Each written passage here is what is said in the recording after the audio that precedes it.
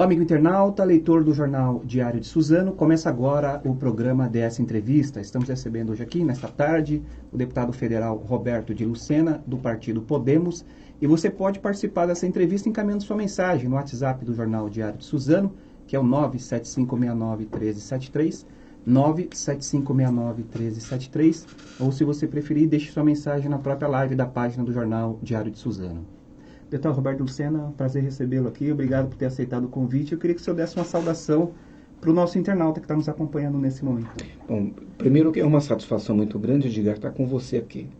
Quero agradecer a você, quero agradecer a Sabrina, a todo o time aqui do Diário de Suzano e também cumprimentar de maneira muito especial o nosso internauta.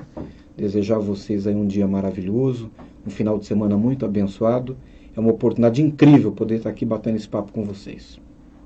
Deputado, antes de a gente começar a falar da sua atuação na Câmara Federal, eu queria que o senhor falasse um pouco da sua experiência como secretário de Turismo do Estado. O senhor ficou, acho que, um ano? 2015 e 2016. 16, um ano, né? Como que foi essa experiência, professor? O senhor se licenciou, né, por esse período da Câmara Federal.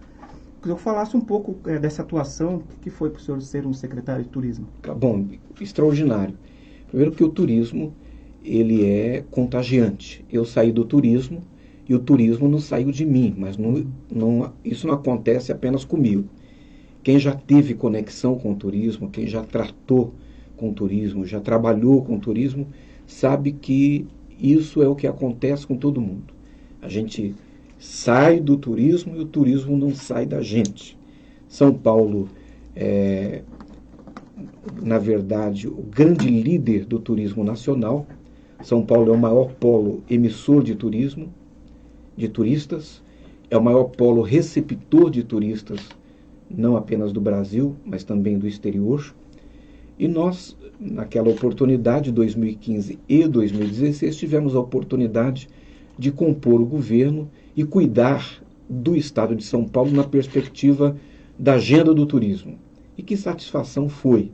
Eu considero como o marco deste período, a lei que aprovamos na Assembleia Legislativa, com o apoio do governo e com o trabalho dos nossos deputados, inclusive os deputados aqui do Alto Tietê, da lei do município turístico, que foi um trabalho intenso que nós promovemos e conseguimos criar, além das 70 instâncias que são municípios indutores de turismo no nosso estado, conseguimos criar mais 140 municípios de interesse turístico, municípios indutores. Isso, somando 140 mais 70, 210 municípios. Um terço do estado de São Paulo, municípios indutores do turismo, fazendo de São Paulo, consolidando São Paulo como a maior força do turismo nacional. Portanto, foi uma escola assim, riquíssima, de experiências inesquecíveis, memoráveis. Tive a oportunidade de conhecer bem o segmento, bem o setor dessa atividade econômica que ativa uma cadeia com 52 setores da nossa economia. Portanto, foi uma experiência rica, extraordinária, e o Alto Tietê é, do ponto de vista do turismo, uma riqueza extraordinária, um potencial muito grande. A partir aqui do município de Suzano, nós temos, por exemplo, Poá, que é uma estância hidromineral, nós temos a cidade de Mogi das Cruzes, nós temos Santa Isabel, que já emite também.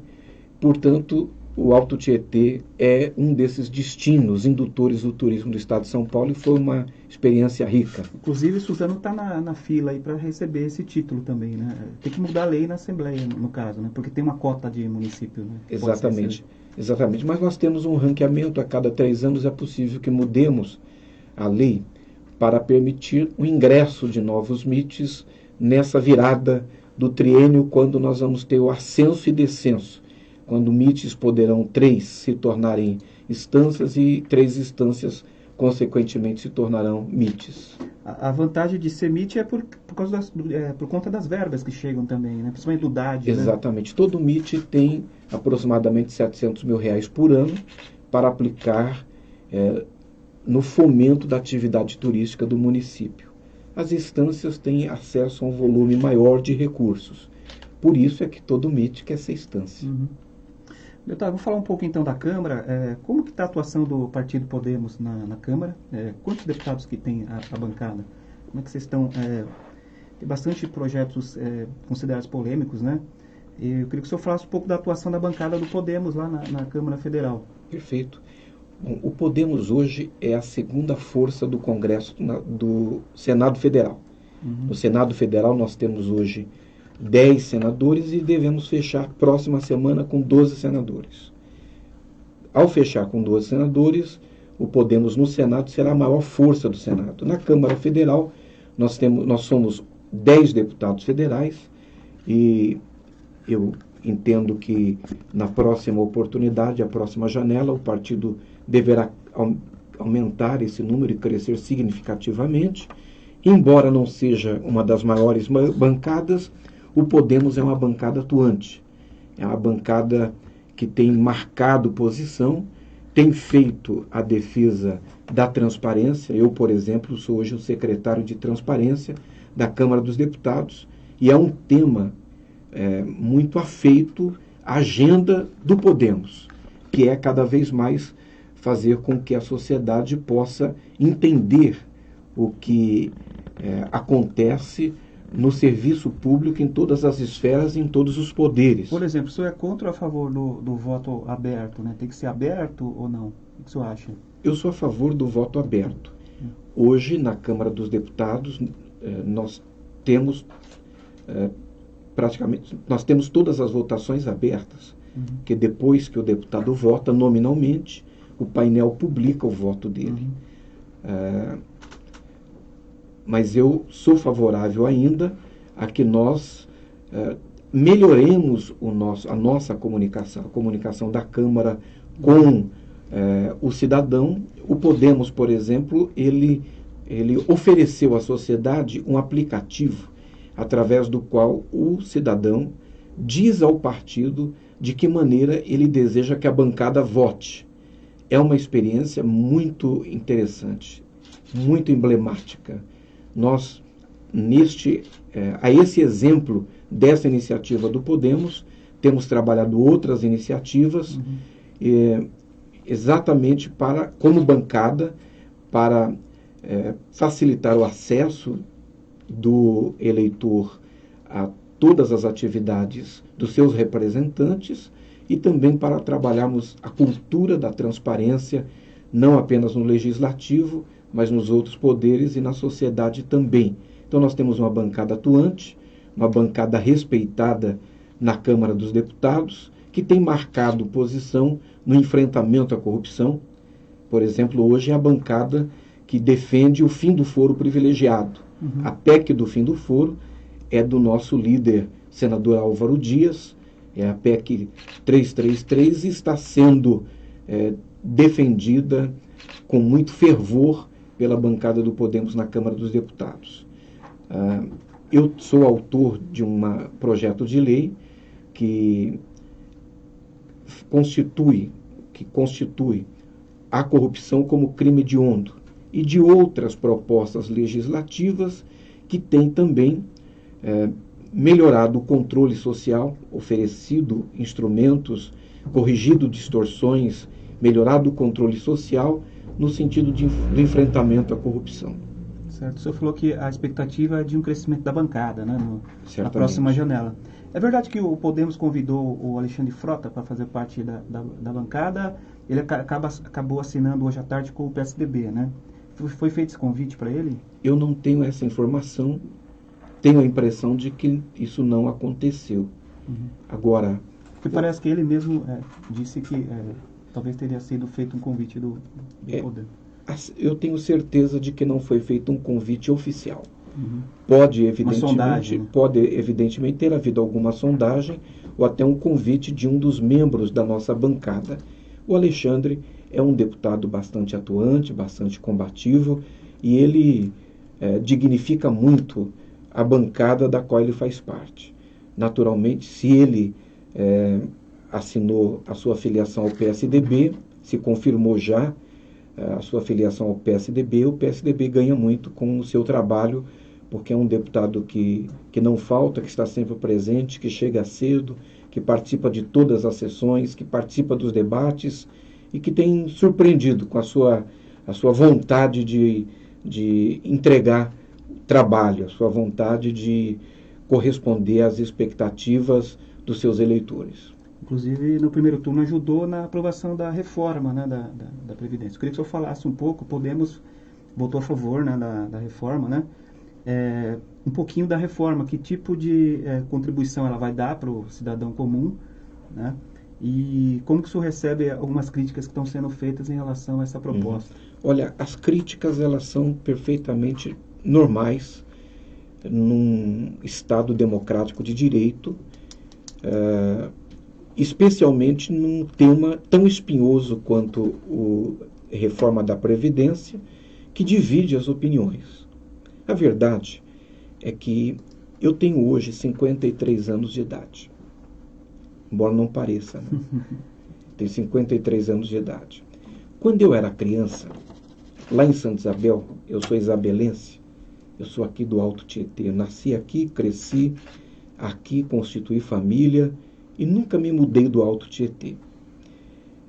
Lá em Santa Isabel, quando eu vivia a minha infância, uma pessoa com 60 anos era um velho de 60, era uma velhinha de 60. Hoje, uma pessoa com 60 anos, daqui a 7 anos eu terei 60, é um garoto de 60, é uma garota de 60.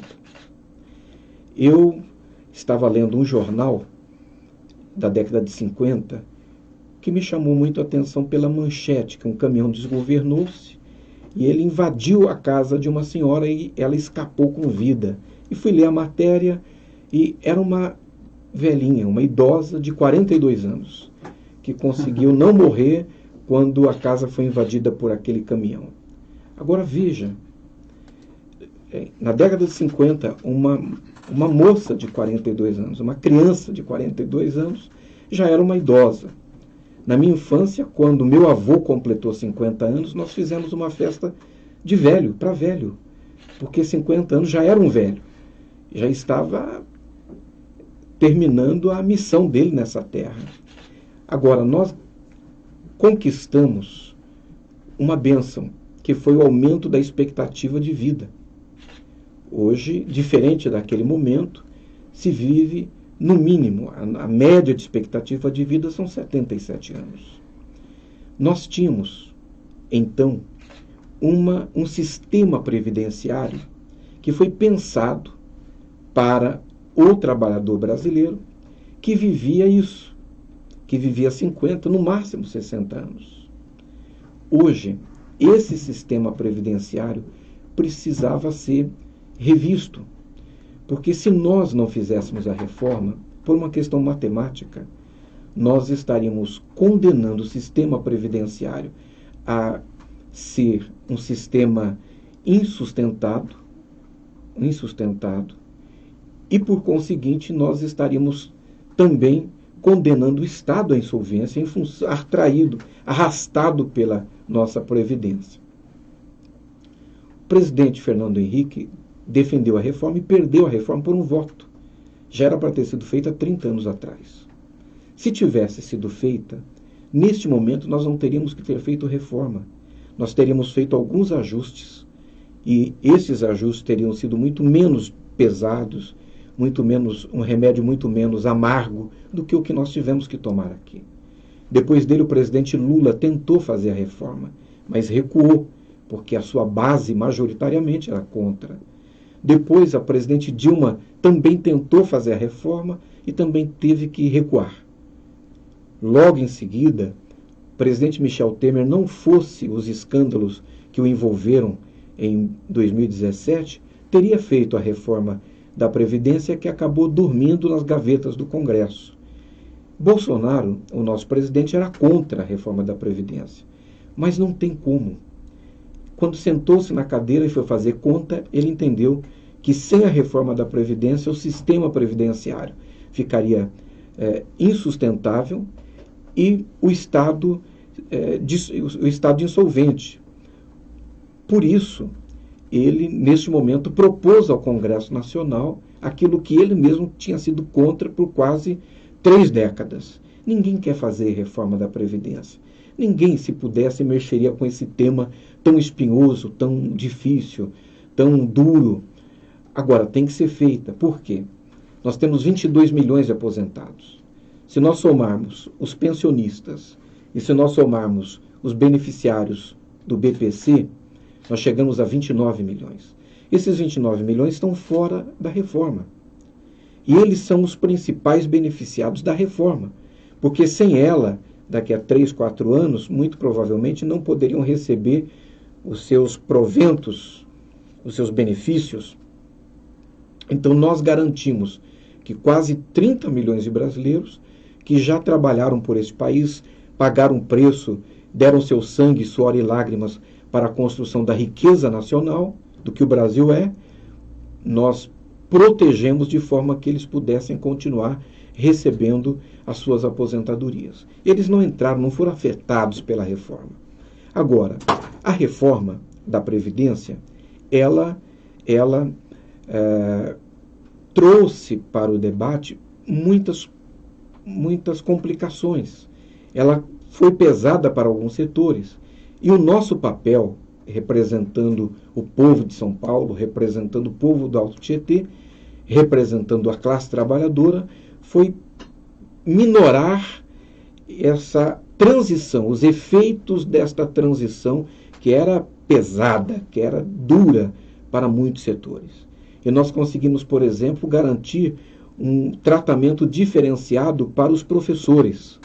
Nós conseguimos garantir um tratamento diferenciado para os profissionais da segurança pública. Nós trabalhamos e conseguimos garantir um tratamento diferenciado para o homem do campo, trabalhador rural, que acorda de madrugada, vai para a roça, garantir o sustento, o alimento na mesa de todos os brasileiros. Conseguimos garantir um tratamento diferenciado para o pescador artesanal. Então, fizemos o nosso trabalho, o nosso papel, para que essa transição fosse o menos agressiva possível. É claro que não deu para atender todos os setores. As demandas sociais foram muito grandes. Mas todos nós tínhamos, nesse momento, que pagar o preço, de alguma forma, para garantir o que eu disse já da sustentabilidade do sistema, garantir a governabilidade do país e garantir também que os trabalhadores aposentados continuassem recebendo e as aposentadorias do futuro. Eu também estou pagando o preço. Eu tenho 53 anos, no sistema anterior, daqui a 2 anos poderia estar pedindo aposentadoria. Eu trabalho com carteira assinada desde 14 anos de idade. Carteira assinada. Portanto, eu já tenho mais do que o suficiente de tempo para requerer aposentadoria. No entanto, vou me aposentar aos 65 anos de idade, para ter aposentadoria integral, embora hoje contribua para a aposentadoria do regime próprio da Câmara dos Deputados. Mas vou aposentar dentro do regime geral aos 65 anos. Então a reforma, ela enfrentou os privilégios, a reforma ela foi dura, mas garantiu a sustentabilidade do sistema, a reforma garantiu a possibilidade de que o governo, garantindo os seus investimentos e que vai poder honrar com seus compromissos, possa fazer investimentos no país, gerando emprego e atrair investimentos da iniciativa privada que trabalha de olhos no mercado do futuro. Por isso, a reforma, embora sempre vamos ter uma opinião divergente, a reforma foi absolutamente necessária e imprescindível para a recuperação econômica do Brasil.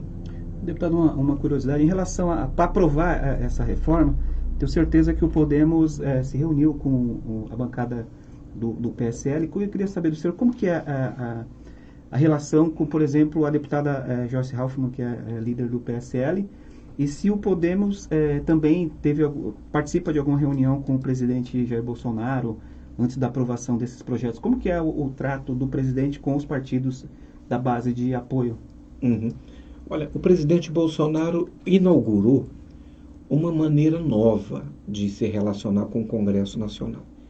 E eu confesso a você que por um instante, logo no início, eu fiquei temeroso e preocupado, porque nós não tínhamos como evitar as reformas estruturantes que o país precisa. E o país precisa dessas reformas. Nós temos hoje 14 milhões de trabalhadores desempregados. Esses trabalhadores desempregados, 14 milhões, fora os que estão, infelizmente, vivendo o subemprego, aqueles que estão na informalidade, nós chegaremos a quase 30 milhões da nossa força de trabalho nessas condições. E isso, evidentemente, exerce uma pressão extraordinária sobre os índices sociais. Então nós temos os índices, os marcadores da saúde, os marcadores da segurança pública e outros marcadores sociais, todos pressionados da Previdência por esse quadro, por esse ambiente, resultado de uma crise prolongada que nós estamos enfrentando no país. Agora, nós tínhamos que enfrentar as reformas estruturantes. Elas tinham que ser operadas, elas tinham que ser feitas. E o presidente Bolsonaro, saindo das urnas com a legitimidade que o levou a assumir, a tomar posse como presidente da República, tinha todas as credenciais e as condições para fazer essas reformas. Quando ele iniciou esse padrão no diálogo com o Congresso, eu temi que ele não prosperasse. Mas eu me surpreendi no meio deste processo, porque a Câmara dos Deputados, liderada pelo presidente Rodrigo Maia, que foi o grande articulador da reforma, a Câmara ela assumiu um papel de protagonismo em relação à reforma. Ela compreendeu a responsabilidade que ela tinha com o país, assumiu um papel de protagonismo, o conjunto de líderes foi importantíssimo, as discussões que foram travadas, os consensos que foram construídos e, evidentemente, essa reforma não foi boa para ninguém. Não tem ninguém que saiu 100% satisfeito. Nem o segmento saiu 100% satisfeito.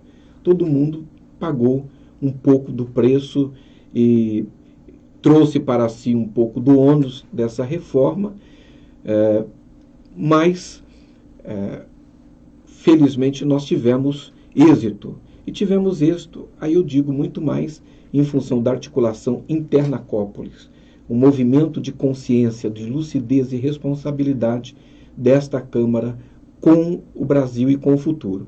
E você tem uma Câmara que foi muito renovada em comparação com a Câmara anterior. Nós tivemos mais de 40% de renovação e de pessoas que chegaram sentindo muito ainda fresco o cheiro do povo, o apelo do povo. E isso facilitou muito a aprovação da reforma da Previdência.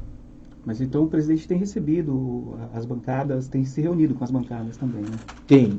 Presidente, das quais o senhor já sim, tem participado. Participei de reuniões com o presidente Bolsonaro, onde ele, juntamente com a sua equipe econômica, demonstrou em gráficos, em números, em estatísticas, demonstrou os perigos que estavam diante de nós e pediu o apoio do Congresso Nacional para a efetivação dessas reformas. E até onde eu saiba, até onde se saiba, essa foi a postura do presidente Bolsonaro, que tem se demonstrado muito bem intencionado. Aqui ou ali, nós temos tido algumas preocupações com alguns dos seus movimentos, mas ele tem se demonstrado muito bem intencionado, montou um bom time de ministros. Desse time de ministros, eu diria que 80% de 1 a 10, a nota que eu dou é a nota 12, estão indo bem, estão fazendo um grande trabalho, e eu entendo que nós estamos no caminho. A reforma da Previdência já resolveu o Brasil? Não. Ela precisa ser aprovada no Senado.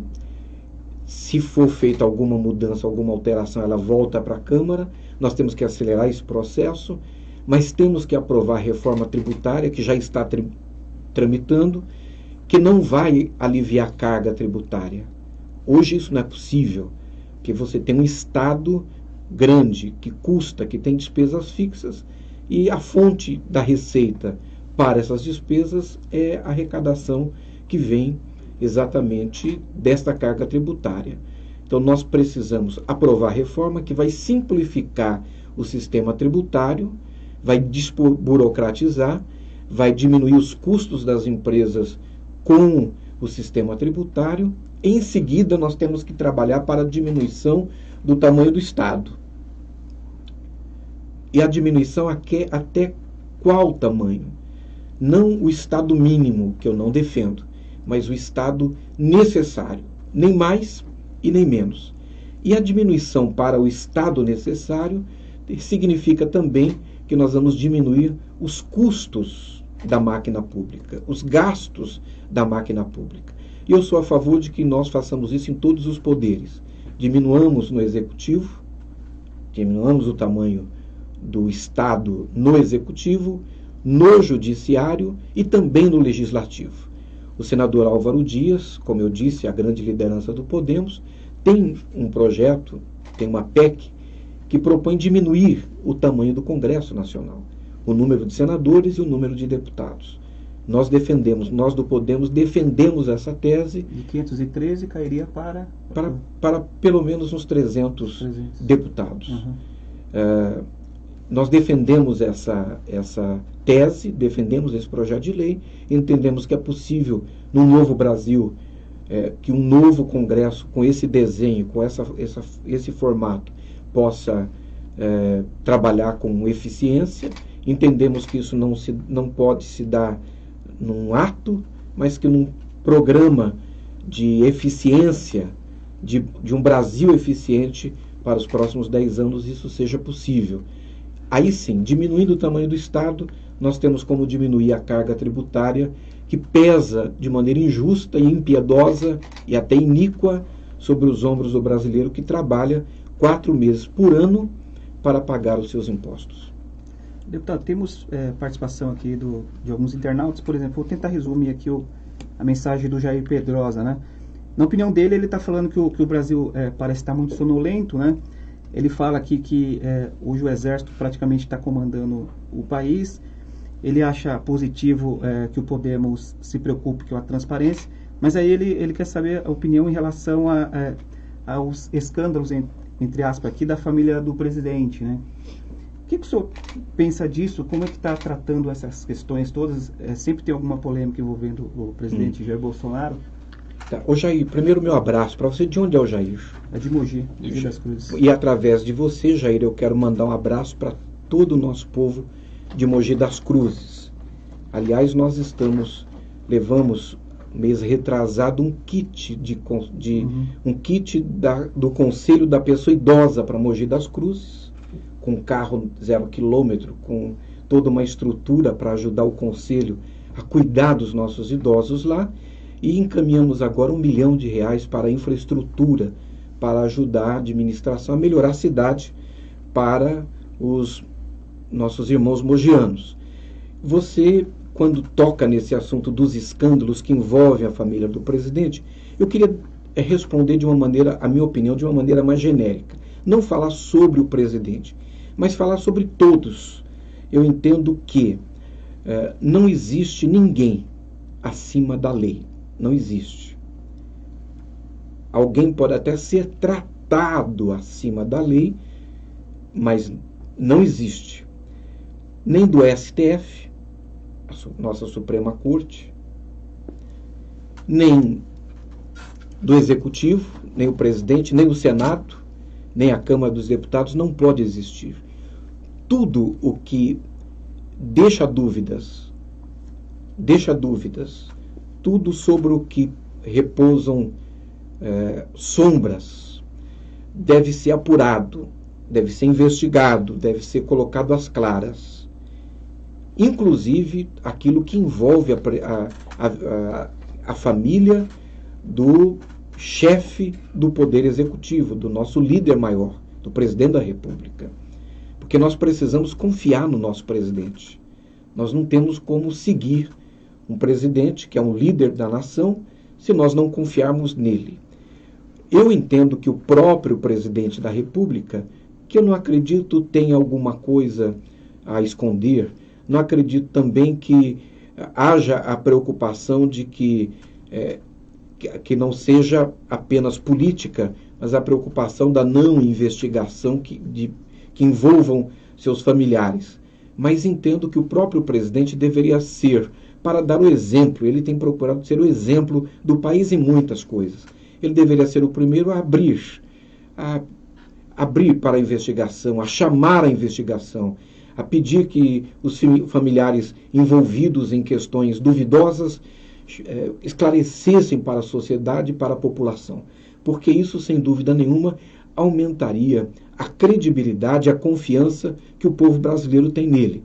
Eu confio no presidente Bolsonaro, entendo que ele está bem intencionado, mas entendo que, sobre tudo aquilo que repousam dúvidas, começam a brotar e a se desenvolver fragilidades. Nós precisamos que o nosso presidente não seja fragilizado pela tentação de não abrir as suas portas para que todas as dúvidas sejam absoluta e completamente esclarecidas. Portanto, nem eu, nem a minha família, nem a família do presidente da República, nem dos membros da Suprema Corte, ninguém deve estar fora do alcance da lei e fora do alcance da luz e da justiça.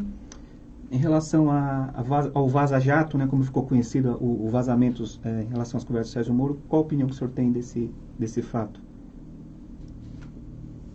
Eu fico preocupado. Acredito que o ministro Sérgio Moro tenha trabalhado de maneira ética e tenha trabalhado com correção. Até agora, até esse momento, nós não temos concretamente nada que deponha contra ele, mas nesse episódio algumas perguntas ficaram sem respostas. E nós não podemos deixar o tempo responder.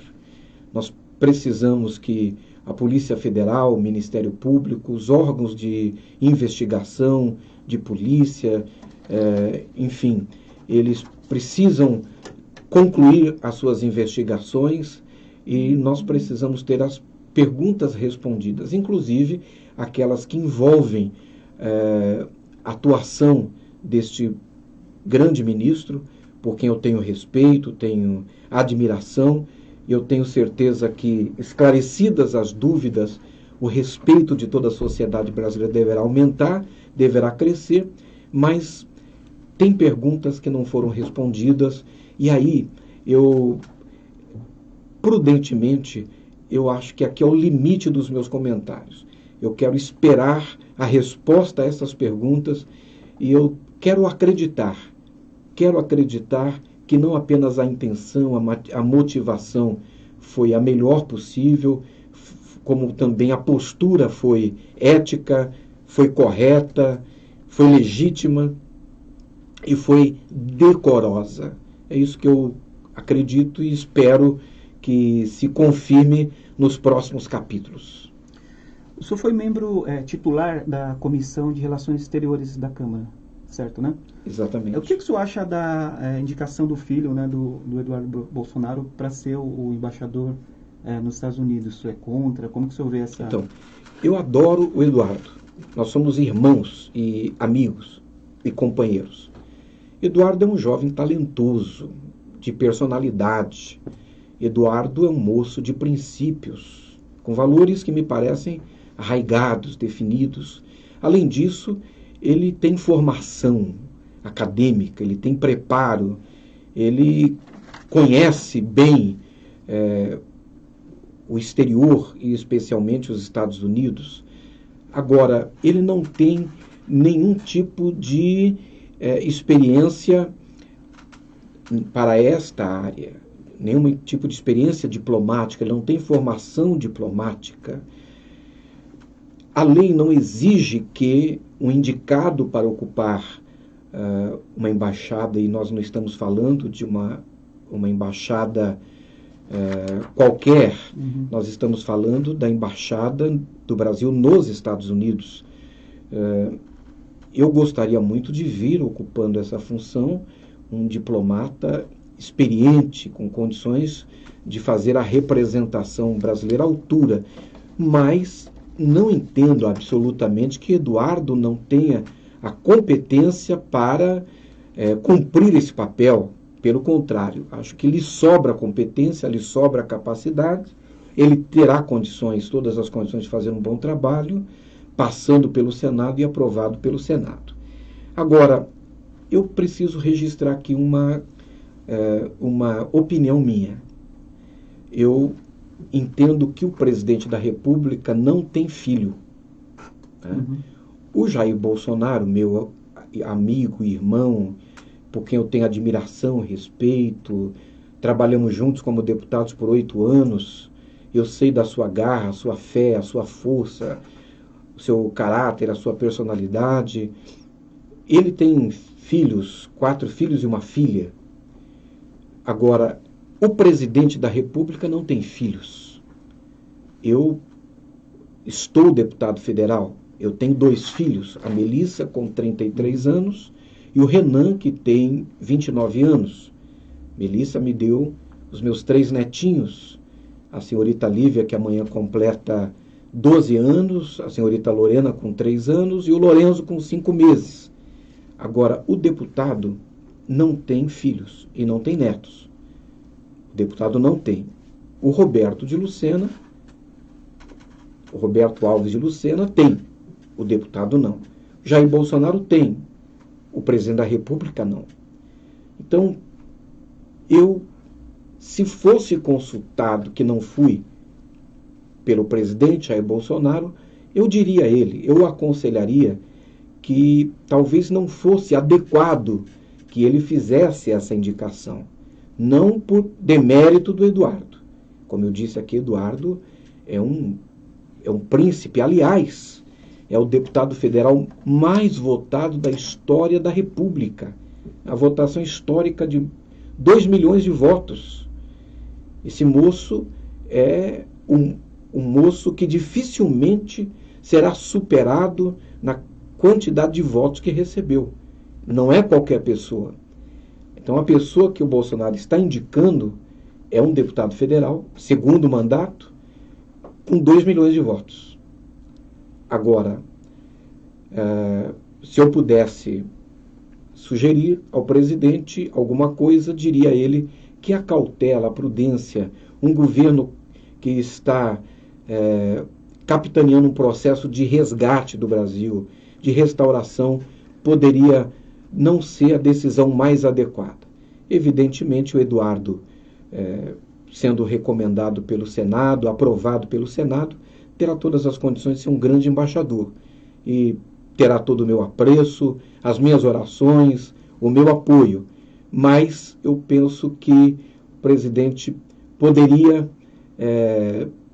ter repensado antes de fazer essa indicação. Inclusive, o senhor tem um projeto contra o nepotismo, é isso, né? Foi aprovado agora na Comissão de Trabalho, Administração e Serviço Público. Exatamente. Nesse caso, o senhor vê como um provável nepotismo ou estaria fora desse projeto?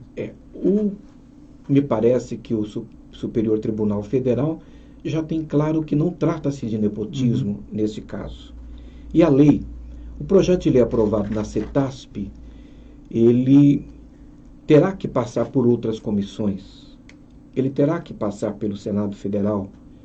Então, ele nem de longe alcançaria Eduardo Bolsonaro nessa situação, não haveria tempo para isso. E nem há vontade política na Câmara, e acredito que no Senado, para usar esse expediente como um impeditivo para discutir o assunto. O assunto tem que ser discutido no Senado.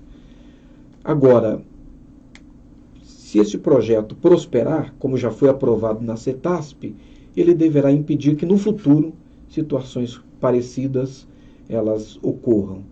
Aí encerra-se o precedente.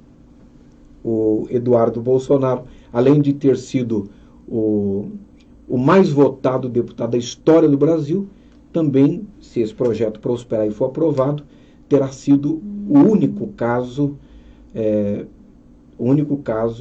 de um filho de um presidente da República em exercício, com mandato de deputado federal, assumir uma embaixada. Estamos caminhando para o final da entrevista, mas eu queria falar um pouco de alguns projetos que o senhor apresentou, que vai beneficiar também aqui a região do Alto Tietê, e um deles é em relação ao projeto que proíbe o repasse para o consumidor no caso de fraudes, né, de energia elétrica, né? Eu queria que o senhor falasse um pouco, explicasse como que é esse projeto. Como é que trabalham as concessionárias?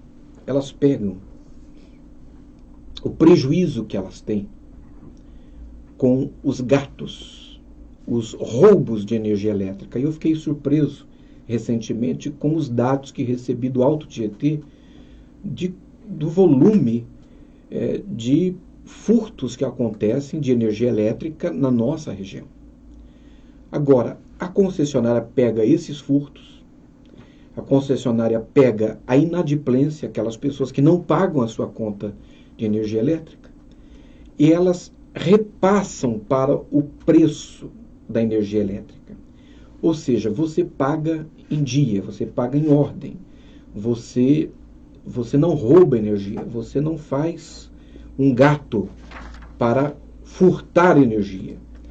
E você paga em dia, mas você paga energia mais cara, porque a concessionária não admite prejuízo. Ela passa para você, que é bom pagador, e todos os outros bons pagadores, e pessoas que não roubam energia elétrica, o prejuízo que ela tem com quem rouba e com quem não paga em dia a conta de energia. Então, nosso projeto de lei, ele proíbe esse repasse. Ele proíbe a concessionária de cobrar do que paga a energia, daquele que não rouba energia elétrica, de cobrar deles o prejuízo que ela tem com aqueles que não pagam e aqueles que furtam a energia elétrica. É um projeto de interesse social. Esse ano, aliás, eu fui o deputado federal de São Paulo e o deputado federal do Alto Tietê que mais apresentou projetos de lei, inclusive no recesso. Projetos de lei. Esse ano, nesse primeiro semestre, eu apresentei mais de 80 projetos de lei. São 82 projetos de lei. No recesso, segundo a informação que eu tenho aqui, são 26 novos projetos. Durante o recesso, 26 novos projetos de leis.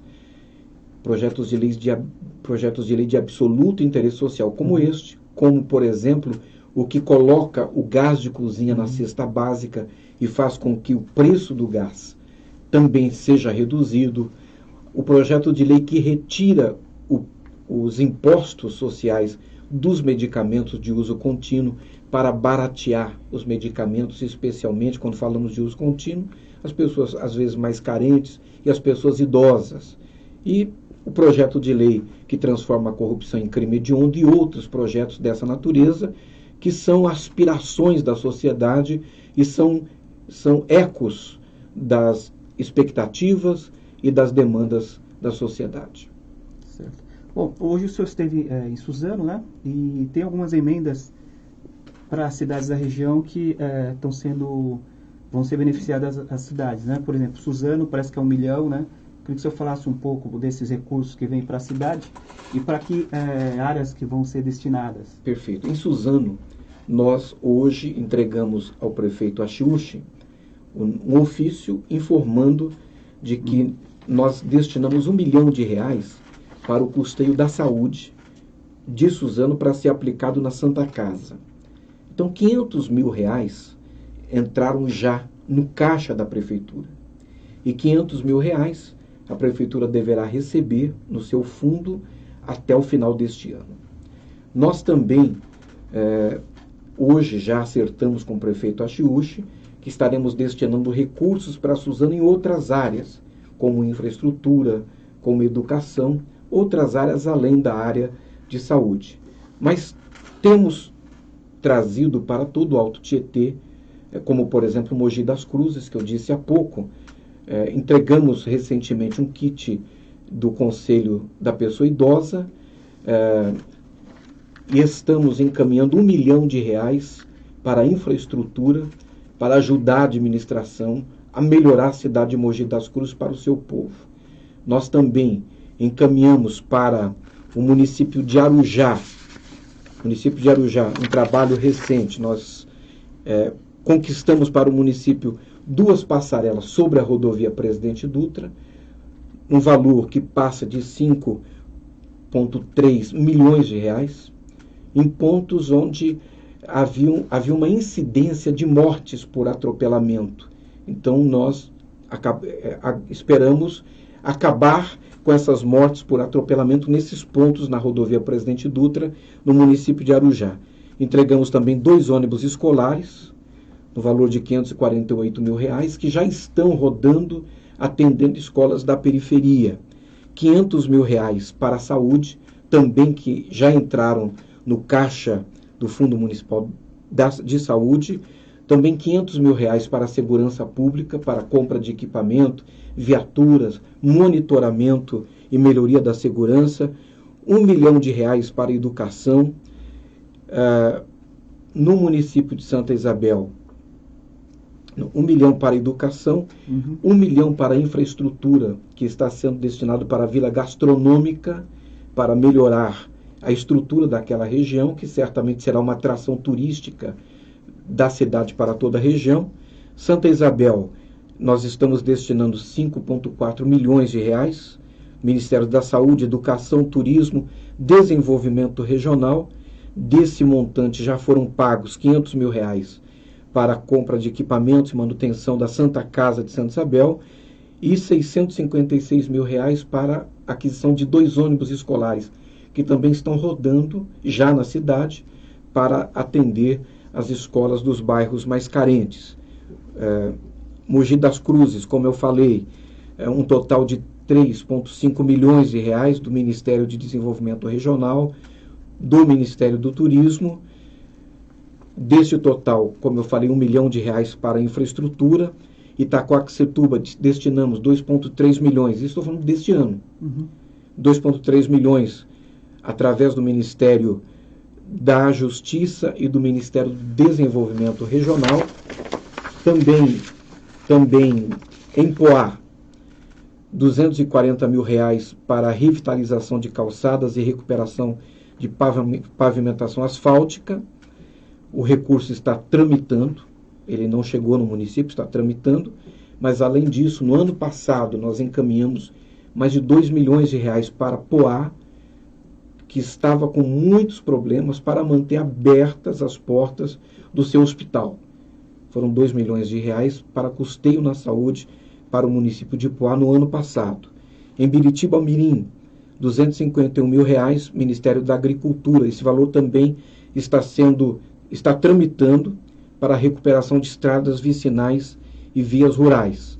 Salesópolis, R$250 mil para o incremento do turismo na região.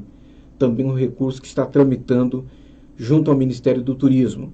Ferraz de Vasconcelos, a nossa gloriosa Ferraz, R$668 mil para recapeamento.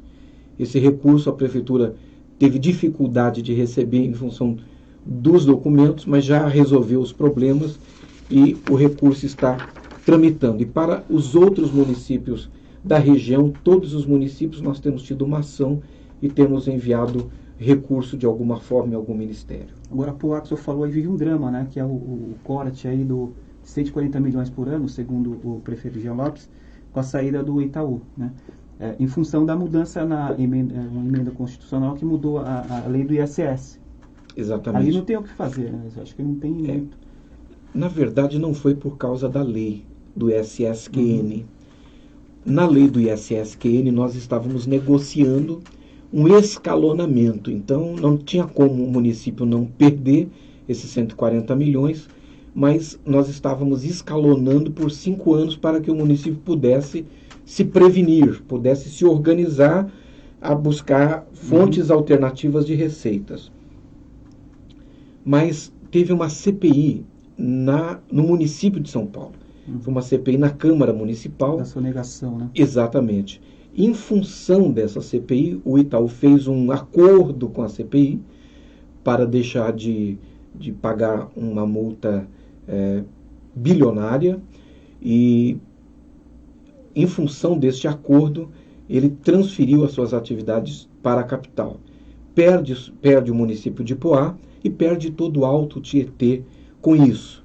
Mas nós estamos à disposição do prefeito, à disposição da administração, estamos falando com o governo federal, vamos pensar juntos em soluções, em saídas, em alternativas, para que as consequências deste grande prejuízo, é 1/4 do orçamento da cidade, seja minorado. Então, o povo de Poá pode contar conosco, as nossas emendas, e aí eu entendo que os parlamentares, o conjunto de deputados estaduais e federais, que são do Alto Tietê, que representam o Alto Tietê, nesse momento nós precisamos nos unir.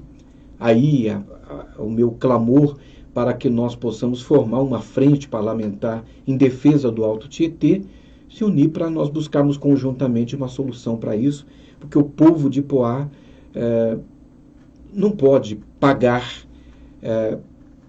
e assumir o prejuízo e as consequências que virão dessa quebra de orçamento do município.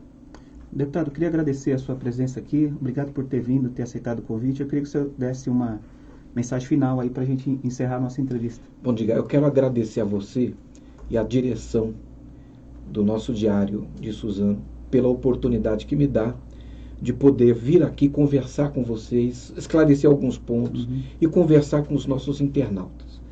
Eu quero desejar a vocês muito sucesso. O Diário de Suzano é uma imprensa tradicional na nossa região. Eu acho que é uma das mais antigas, se não for a mais antiga em atividade no Alto Tietê. É um veículo muito importante, histórico, tradicional e muito sério. Portanto, vir aqui é uma honra e um privilégio para mim. Quero desejar que vocês continuem tendo muito sucesso e quero desejar aqui muito sucesso para os nossos internautas, os nossos amigos. Desejar a todos vocês que as bênçãos de Deus alcancem vocês nesse final de semana. E nós temos, gente, pela frente uma estrada muito grande. Eu sou muito otimista em relação ao Brasil. Eu acredito muito que o Brasil vai dar a volta por cima, vai superar a crise que ainda o segura pelos tornozelos, impedindo de voar e alcançar o que ele pode alcançar, subir onde ele pode subir. Mas o Brasil é grande, ele é maior do que essas crises. O Brasil, inclusive, é maior do que qualquer partido político. O Brasil, inclusive, é maior do que qualquer político individualmente ou do que todos eles juntos. O Brasil é maior do que as nossas dificuldades. Nós vamos superá-las, nós vamos vencê-las com a graça de Deus. Então vamos continuar acreditando, otimistas, vamos trabalhar para que na agenda prioritária do país o tema prioritário seja emprego. Nós precisamos agora gerar empregos, fazer a roda da economia girar. Demos o primeiro passo com a reforma da Previdência, mas ela não é absoluta. Nós precisamos agora da reforma tributária, precisamos de continuar essa agenda de reformas estruturantes, precisamos diminuir o custo do Estado e precisamos buscar a eficiência, investimentos e eficiência em aplicação dos gastos públicos. No mais, eu acredito no Brasil, no nosso sucesso, na nossa prosperidade. Temos muita coisa pela frente. Vamos continuar com fé em Deus, fazendo a nossa luta, trabalhando, buscando os nossos resultados. Que Deus abençoe vocês, que Deus abençoe o Brasil e vamos para frente. Tá certo. Obrigado, deputado, mais uma vez. Queria agradecer você, amigo internauta, que participou conosco dessa entrevista até esse momento. Lembrando que algumas perguntas que foram feitas aqui na nossa live, não deu tempo de fazer as perguntas, mas o assessor do deputado está aqui. Depois ele com certeza vai responder vocês. Obrigado mais uma vez e até o próximo programa.